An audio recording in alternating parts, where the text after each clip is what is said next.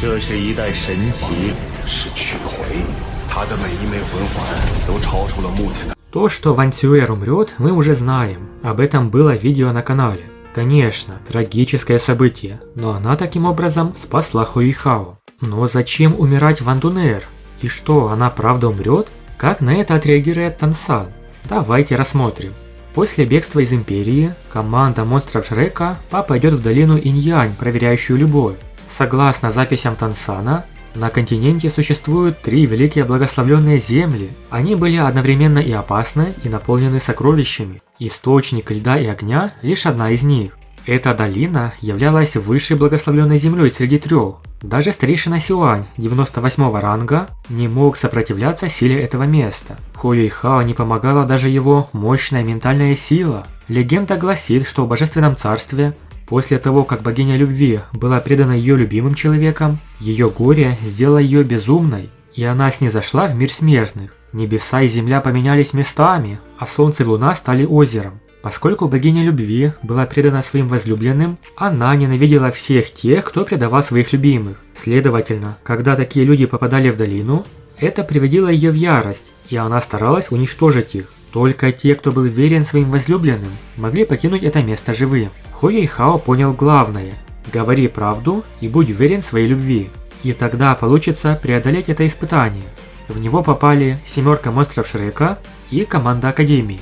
Долина проверяла искренность чувств и создавала испытания для каждого участника. Они проживали практически реальные события, которые оказывали влияние на их жизни. В одном таком испытании Ван Дунер оказалась напротив Ван Цюэ. Это приключение искренности. Финальный бой на вершине ледяного пика. Хуэйхао достанется той, кто победит. Голос сверху сказал, что они обе любят Хуэйхао и выглядят одинаково.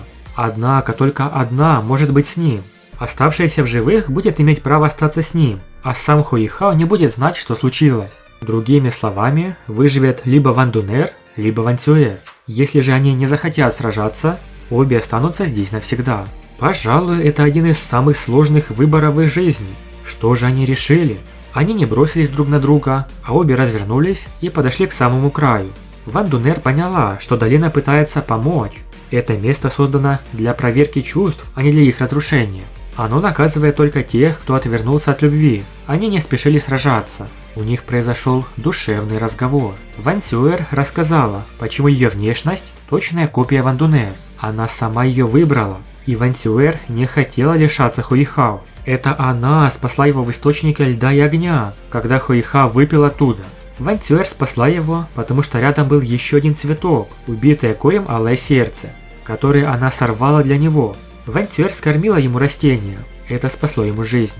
Ван Дунер молчала, увидев слезы Ван Цюэ. Обе испытывали искренние чувства к Хуэйхао.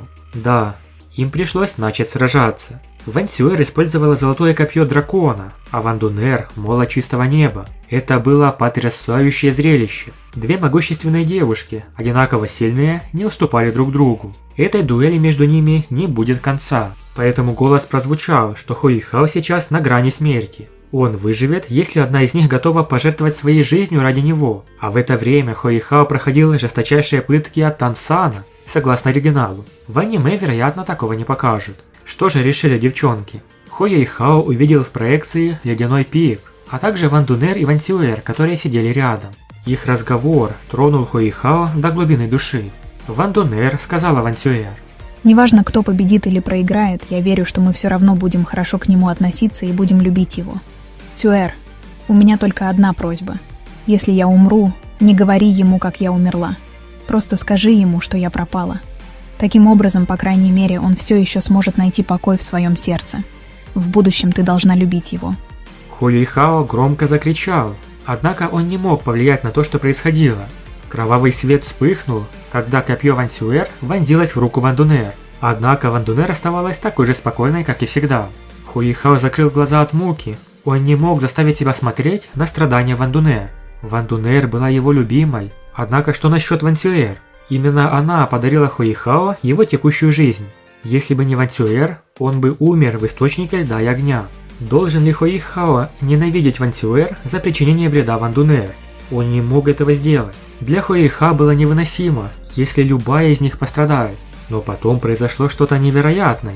Ван Дунер мирно лежала на руках Ван Цюэр. Хо Юйхао был ошеломлен. Он не мог поверить сцене перед ним.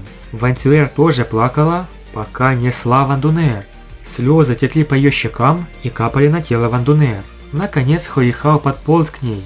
Ван Цюэр присела на корточки и передала Ван Дунер Хо Юйхао. Прямо сейчас она не дышала. Однако ее глаза были широко открыты. Несмотря на то, что она уже была мертва, Хо Юйхао все еще видел нежелание и тоску в ее глазах. Что же произошло? Это не Ван Цюэр убила Ван Дунер. Нет, это было собственное решение Ван Дунер. Она не сдерживалась, лишив себя жизни. В этот момент ее глаза уже ослабли, а также кровь сочилась из 7 отверстий ее головы. Ван Дунер улыбнулась, но не закрыла глаза. Вместо этого она посмотрела в небо, на фигуру с золотым трезубцем в руке, а также она посмотрела на Хо Юйхао. Ее последние слова были: «Я очень хочу любить тебя вечно». В этот момент золотой свет спустился с неба и быстро поглотил их. Звезды перестроились, и время было искажено. Никто не ожидал, что в этой долине инь-янь, проверяющей любовь, погибнет Ван Дунер. Хо Юйхао крепко обнял Ван Дунер. Он чувствовал, что его сердце ушло вместе с ней. Дунер мертва.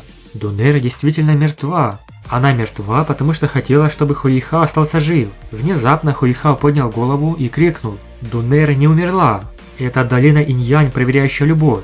Вы можете оживить ее, верно? Пожалуйста, возродите Дунер. Я готов обменять свою жизнь и душу на ее».